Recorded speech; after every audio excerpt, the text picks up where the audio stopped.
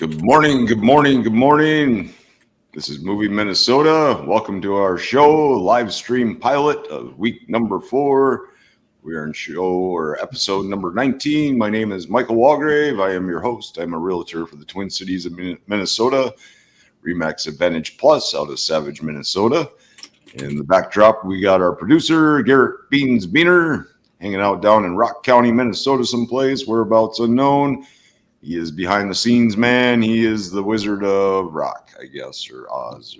I've heard that a time. I don't know what it means, but sure. We'll get more monikers for you over the course of the next 2 weeks here. So, it's been there's an update too, by the way. We decided to do the show another couple of weeks. We've been having fun here. We've been getting great feedback.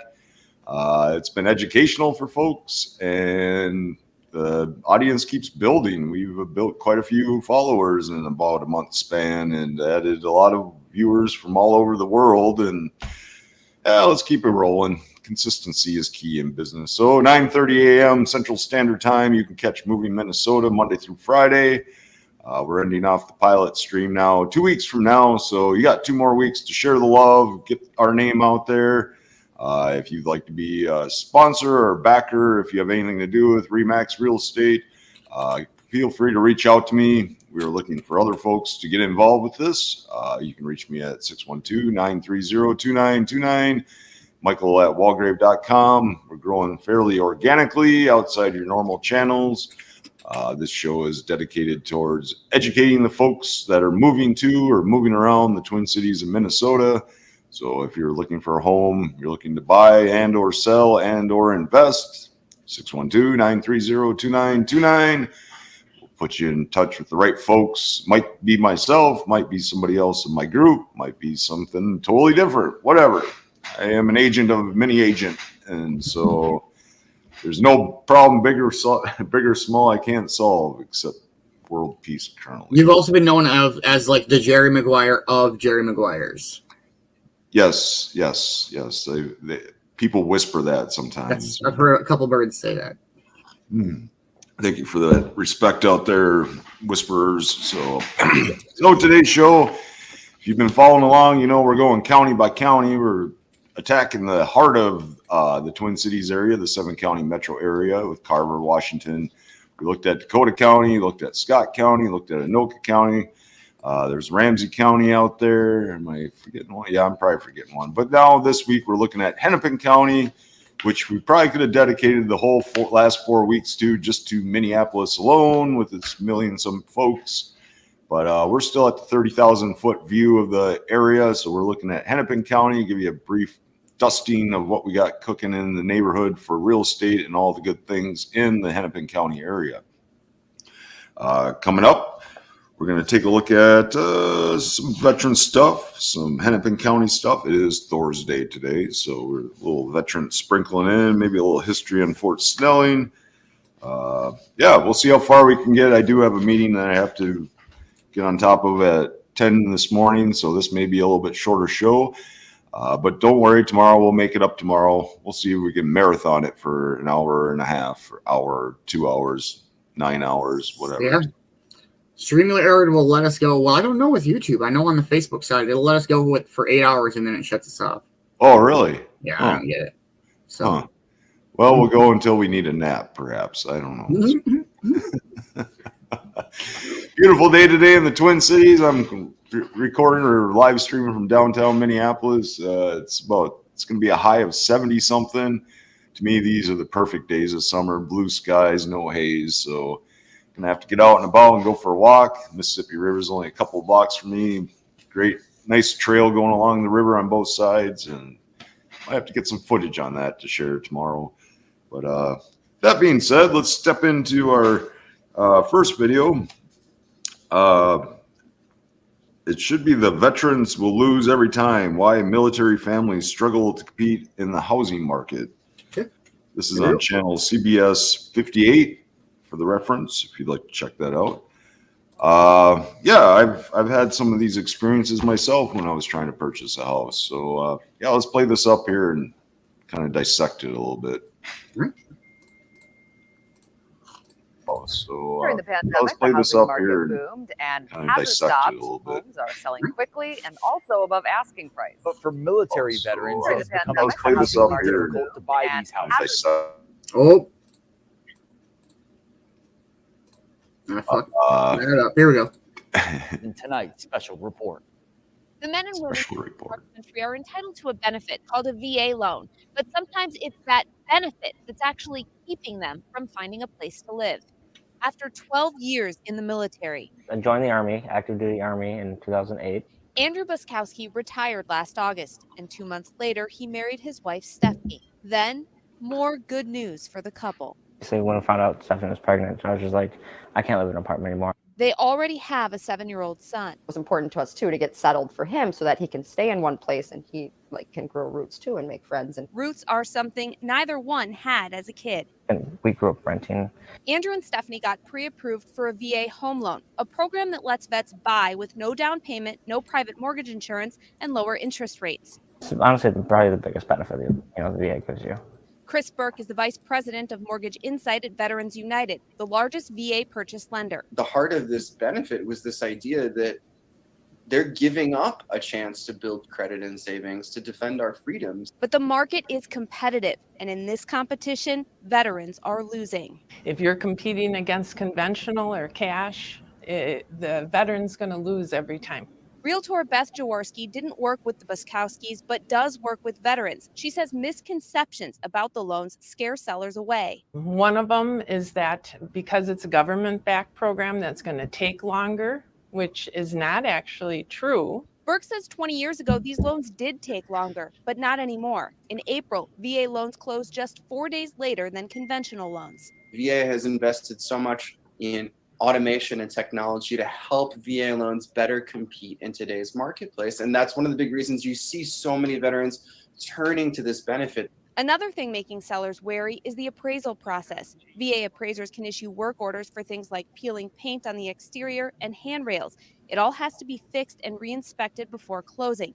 Many sellers don't want to deal with it. It's tough to hear. I mean, we know it's happening in markets across the country.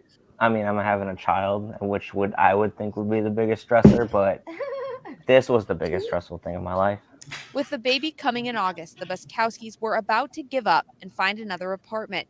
Then they walked into this home. I remember I was standing right there, and Stephanie walked in, and she's like, wow. They decided to make one more offer. your homeowner, my name is Stephanie. And included a letter. My husband has just left the Army after 12 years and is ready to raise our family in a home where he doesn't have to worry about leaving and uprooting. It worked. Their offer was accepted because the sellers, too, are a veteran family. All right, where's this going? What we were looking for, in a house and in a seller, is what they were looking for in a buyer, and that it just worked out that way. So not everybody is going to obviously have that luck, unfortunately. Jaworski says it shouldn't be so difficult. And I think realtors really need to bind together to work with the federal government to do a little revamp on this VA program. She says that could include providing motivation for sellers. Well, they may pay, some of the closing costs, pay the year's taxes, or pay the title policy, pay that, do something that way. Burke says there also needs to be more education for civilians and real estate agents about how the program works. This is going to be the nursery. For Andrew and Stephanie, they're now first-generation homeowners, Here they go. providing something for their kids they never had. A place to call their own. It's that kind of like American dream, buy a house. It's get to that level. The real estate agent we spoke with says some of her clients are actually deciding to forego their VA benefit. Instead, they're taking out conventional loans, which means they're paying almost $200 more a month. Reporting in Veterans Park, Kristen Barbarisi, CBS 58 News. So, yeah, I've experienced that myself where I was trying to use my VA benefits. I served with the 173rd Airborne as a paratrooper, 11 Charlie Series, deployed to Afghanistan 2007 to 2008. Got out in 2009 and went back to school. But then I tried to buy a house after I scored my first job after college, actually in acreage, and ran into all sorts of headaches because, well, things need to be fixed according to the writtenness of the VA, which is good. It protects the housing value and makes sure the veteran gets a fresh start in his place.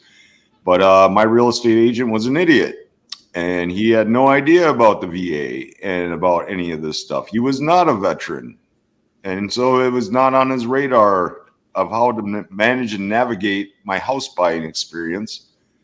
So I was trying to buy this acreage, about 7 acres. The land itself was probably worth the price of it, but it had this 5-bedroom farmhouse from way back when, in good shape. House was fine. 5 out of the 7 buildings on the property were fine, just outbuildings and sheds. But the barn had a hole in the roof that was not going to be used at all. And the woodshed had a hole in the roof that was not going to be used at all except for wood. And the VA comes back. They're like, nope, sorry, we can't do this. You got to fix that stuff. Well, here it's January. I ain't going to get no crew out there in January is going through my head. And of course, my agent, complete idiot. I have no problem saying that. I won't use his name on here, but he did not know that, well, we can get that fixed. No problem. Just write it into the contract. We'll line up the work. We'll get the bids. Bada bing, bada boom. And then, of course, I blame the VA, too, for not telling them this, or whoever, the lender at the time. It's like, you could have told us this. Like, yeah, you can own the house. It's going to take a few more hoops. But, yeah, once spring comes along, we'll fix the roof, throw some paint on this stupid barn, and bada bing, bada boom. You own a property that's worth more than what it says. And so, of course, I just let it go. I didn't know. And that's typical. So I'd recommend, if you're a veteran out there or even in the military, work with a veteran agent. Work with somebody that's been in the military, that's dealt with VA stuff. Work with a lender that uses VA. It's so much smoother. Like, it wouldn't have been a problem here in the Twin Cities with the real estate group that I'm part of, the Walgrave Real Estate Group. They've been, oh yeah, we'll send our contractor who happens to be a veteran. We'll send him out there, get some bids. Maybe he'll even fix it. Bada bing, bada boom. And yeah, it might take a little bit to wait to get her done, but hey, that's not any different than the rest of the real estate world. So, I mean, these are the things that'll pop up once your offer is accepted. Even the bank wants to know what's wrong with the place. And if they have some major issue with it, they're not going to give you the loan until you get it fixed. So that's pretty typical. So just know that as any consumer or buyer of real estate. But yeah, it was a bit disheartening. So eventually I just went back to the conventional loan. That's the quick and easy way to do it. And they say cash offer. It's not like the house I bought was super cheap. It was like $58,000.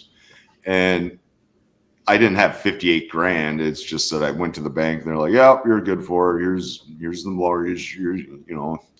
What if it's not a cash offer, they'll say a conventional contingent offer is the language they use.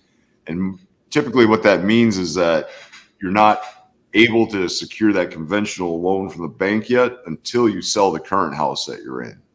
So it's not like you have to have the cash on hand. You just have a contingency. You will buy this house once you sell your other place.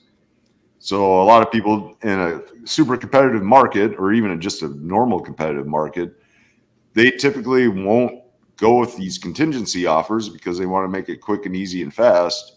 So it's going to take a realtor to be able to make this happen and get the bid to begin with. You may end up having to pay more just to let the seller have a little concession on waiting for his cash or her cash. But yeah, that's why you pay a realtor. That's why you go with a realtor, is that you're probably not going to be able to navigate this kind of stuff without somebody with experience with it. And if you have a realtor that doesn't know what the hell they're talking about, yeah, it's not going to get done either. So just be aware of that when you're searching for the right realtor and the right property. But yeah, the VA, they have like the extra hiccup about paint. Like what veteran can't, I guess it bothered me as a veteran. They're like, oh, you are a capable individual and blah, blah, blah. Thank you for your service. But we don't think you'll be able to paint the house by May. Like, what is wrong with people's perception? Anyways, it's the people that make the rules they tend to overlook certain stupid stuff as we see throughout society. But in any case, the VA loan is a good option to look into for sure if you're a veteran or a spouse of a veteran or a veteran, a widow of a veteran. A lot of the times you can get a pretty good rate or a better rate than you normally would, maybe like a half a point, maybe a quarter point lower in your interest rate, which will save you a couple $100 a month, perhaps even. So definitely check that out and keep that on the board. Just let it be known that it may just take a little bit longer, but maybe you offer a little bit more then to get above the rest of the competitive market that's bidding. If you're in the military and you're moving around, you definitely are going to need a realtor because it's the market is tough in a lot of these areas where there's bases and people are coming and going. But if you can find the right realtor, they can make it very easy for you to get a hold of some places and start building equity and instead of just paying rent. So definitely some different hurdles veterans have to go through, but we're here to help and get you through it. So just some words of wisdom. Stay with it. Again, I mean, yeah, they're doing the shock and awe video. They're like, the veterans can't get houses. But, well, guess what? It's a very competitive market for the most part. So veterans don't feel like you're the only ones out there suffering from all this craziness of real estate. So, but just have patience, have your ducks in a row, and be ready to act. And I know veterans are good at being able to pick up and go at any point. So as long as they're prepared for it. So now you know, knowing is half the battle. G.I. Joe real estate here. These are jokes, by the way. Good. Garrett got it. Good. Yes.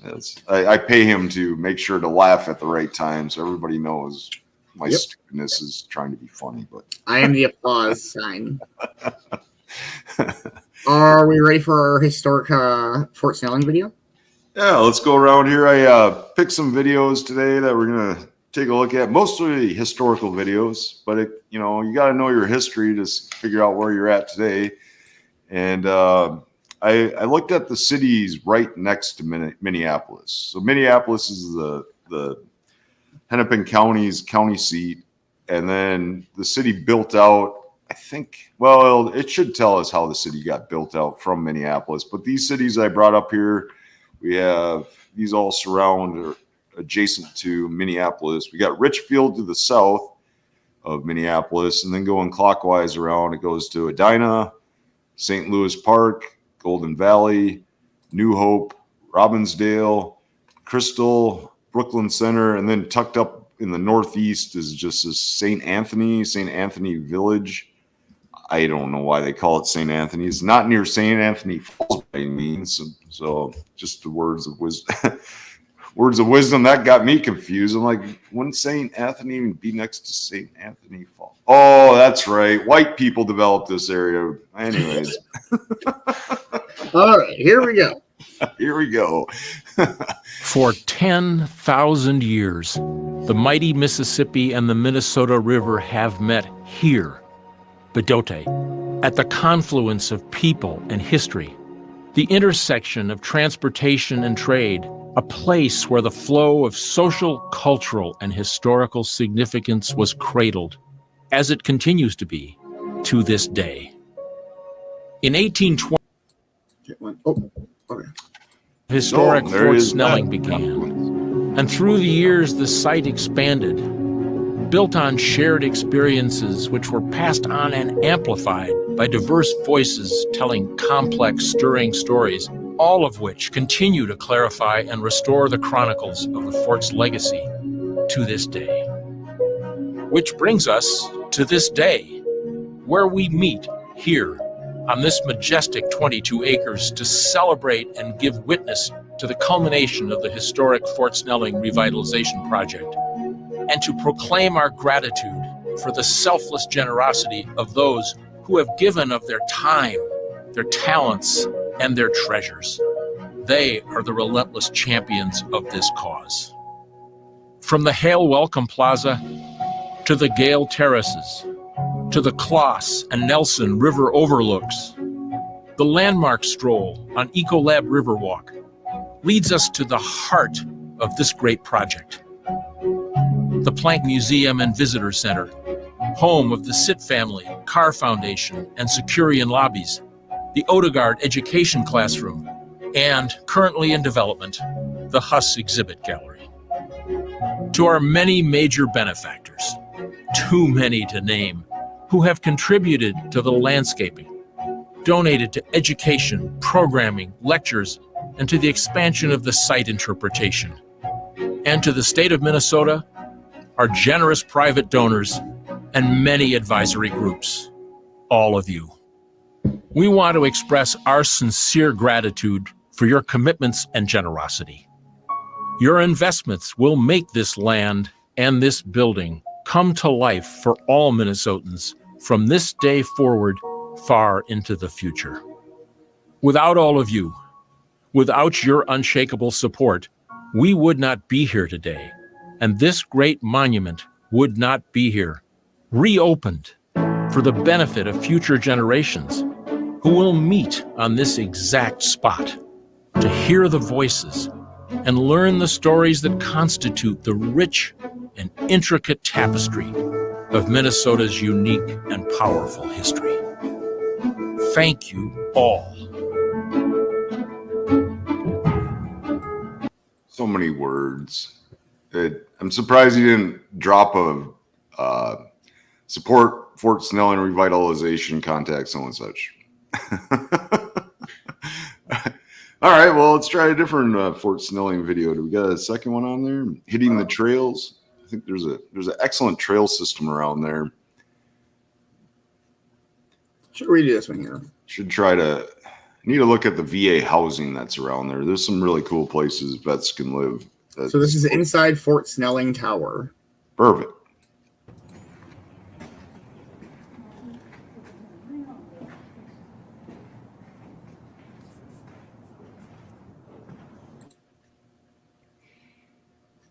Wish I had something like that in Afghanistan. The fort or the camera or the fort? Okay. I had the camera. In fact, I need to go back into the archives and dig some of that stuff out. Jeez. That's super cool, though. So was like bricklayer part of the? Is that an MOS in the military back in the day? Somebody had to build this thing out in the middle of nowhere. When we were building FOBs and forward operating bases as such, we had the HESCOs, or these like wire mesh containers with like this mesh interior or canvas, and then you just dump rock and sand and gravel into the thing, and bada boom, bada bing, you got a wall. So if you invested in HESCO, you probably made a lot of money over the last 20 some years. That's really cool. Yeah. Still standing.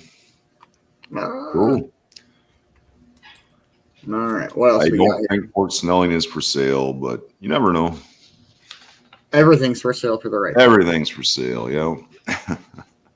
All right, let's go. The show's for sale.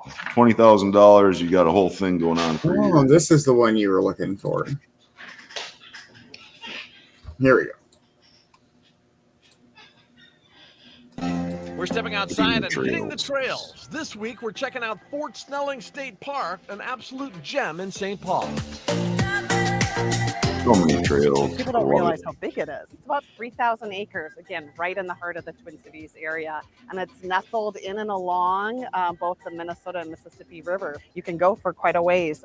The park offers a little bit of everything, but camping, which makes it unique in Minnesota's state park system. It's also a great day use activity recreation park. So you can bring families here. It has a huge picnic area.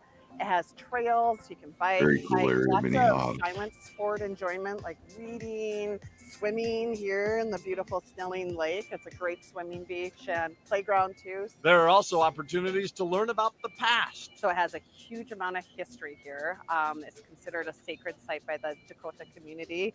The Metawakan Dakota consider this kind of the center of the earth for them. We have been working with the Dakota community for quite a while, partnering with them to help tell this story and recognize kind of the tragic history here, but also working to preserve not only the landscape, which was part of this history, but also preserving the stories. The park is so close to MSP International, you can watch planes flying in the friendly skies or birds landing on Snelling Lake. A great place to just go a few miles wherever you are in the Twin Cities and enjoy your time here for the whole day. Happy trails are just a short drive away. Yeah. The MSP, the airport, international airport's in the southeast part of Minneapolis. And I don't know if I'm partially on Ramsey County too, but yeah, right down the road. Yeah, very cool area. I definitely like that Minnehaha Falls area. That's a very interesting place. If you want to go check that out, or even as a group, the Sierra Club, look them up online. They typically have hikes through around the area if you want to go as a group. So I almost should get a veteran hiking club together or run. Oh, there you go. Right? Get out and about and take a hike. Well, we got 4 minutes. Okay. Well, you go ahead and pick here. We got Richfield, Edina, St. Louis Park, Golden Valley, New Hope, Robbinsdale, Crystal, Brooklyn Center, St. Anthony, all cities close to Minneapolis. Pick a link any link. All right, here we go. Let's see what we got here. And yes, Dylan, it is kind of far away from the Sierras.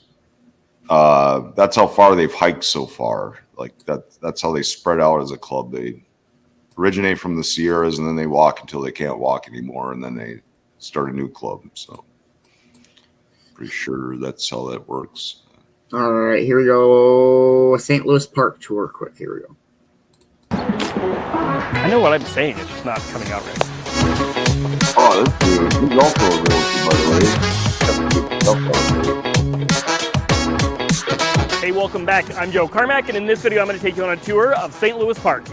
St. Louis Park is one of those little cities that's right on Minneapolis' west side. So this is going to be a lot of people that want to live close to downtown, but maybe they don't want to live right in the downtowns. And it's a nice blend because, you know, the income here is about 30% higher than the national average in St. Louis Park, but the homes are only about 6% higher. So you can generally make a little more money, have a little bit more privacy, but still get the close to downtown feel.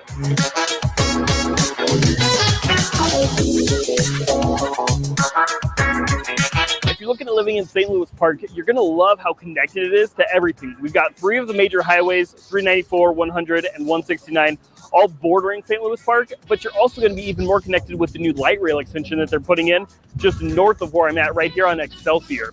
If you do live on the south side of St. Louis Park by Excelsior, in addition to the light rail, you're also going to have all of the shopping that goes right down Excelsior Boulevard.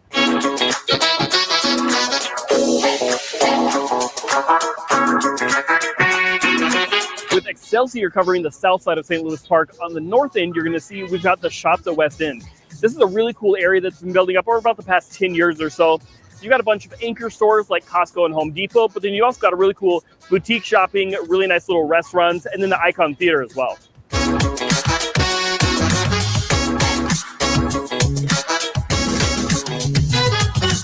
Westwood Hills is one of the most prestigious neighborhoods of St. Louis Park. Now we're up on the northwest side of town, and the homes are definitely really nice here, but it's also the neighborhood and the location that's so highly demanded.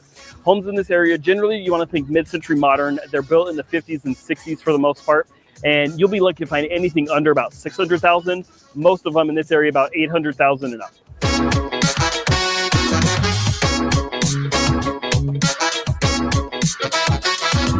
Another cool neighborhood in St. Louis Park is the Lenox Hills neighborhood where I'm at right now. And this is a really cool neighborhood built in the 40s and 50s. Homes in this area are probably going to cost you around $350,000 to $450,000. It's right next to Oak Hills Park, which is a really cool area. Lots of sports fields. There's a splash pad, some paved trails and different things. And it's also south right by Excelsior. That's it for this video. Make sure you check out this video next. Awesome. Yeah, that guy does some pretty good work. I should reach out to him and see if he wants to team up on projects. Yeah, absolutely. Might be a good business move. Yeah, that's the areas that built out from the Minneapolis area, is like the first wave of suburbs. So it seems like a lot of these houses were built in the 40s and the 50s. Yeah, they come with their own struggles when they start getting that old, but for the most part, they're really nice places and location. So, yeah, check out Hennepin County. You can find all this stuff on my website at michaelwalgrave.com. If you like to search the area, just plug in the city you'd like to live in, and then you can go to the filters and filter it down by price, or just browse through everything. Yeah, it looks like around 400 to 500,000 is like the medium price in most of the Twin Cities area. So tomorrow we're gonna take a look at some places around the Minneapolis area. We're gonna make it a little bit longer show. Sorry to cut it short today. I got a meeting I got to get on here right now, actually.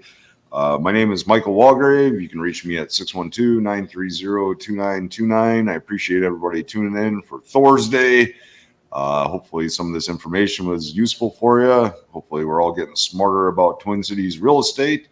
And when you're ready to make that move, give me a shout. Thanks for everybody tuning in. Like, subscribe, share, hit that notification bell. And we'll check you tomorrow at 9:30 a.m. Central Standard Time. Peace.